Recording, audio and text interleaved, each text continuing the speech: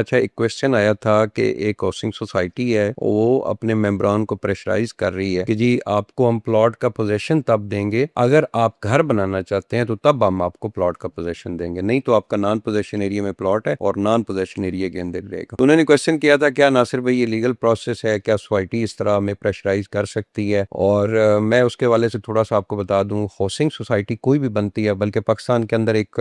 Style बन चुका है कि कोई भी हाउसिंग सोसाइटी है वो पहले कहीं पे अगर उसने 50,000 कनाल का हाउसिंग सोसाइटी बनानी होती है, 5,000 कनाल लैंड जो है वो परचेज करते हैं, उसके बाद बुकिंग ओपन कर देते हैं और बुकिंग ओपन करने के बाद फिर आगे आगे वो ब्लॉक बनाते जाते हैं। जो जो बंदे पेमेंट्स करते जाते हैं उनको फ्रंट वाले ब्लॉक में प्लॉट मिल जाते हैं। फिर जो आगे आगे पेमेंट ब्लॉक जैसे जैसे डेवलपमेंट होती जाती है, ऐसे ऐसे आगे लोगों को जो है वो प्लॉट का पोजीशन हैंड ओवर करते रहते हैं। मैं कहता हूँ कि थोड़ा सा ये भी गलत प्रोसेस है, लेकिन अगर इस तरह भी वो हाउसिंग सोसाइटी डिलीवर कर रही है तो मैं समझता हूँ उनको सलूट मारना चाहिए कि वो इस टाइम पे बहुत अच्छा काम कर रहे हैं। लेकिन एक हाउसिंग सोसाइटी है, उसने शुरू में उसके पास 5,000 कनाल लैंड थी, 50,000 कनाल की उसने हाउसिंग सोसाइटी सेल कर दी, फाइलें बहुत सारी उसने सेल कर दी। उसके बाद उसने लोगों को प्रेशराइज करना शुरू किया कि भाई साहब अब अगर आप,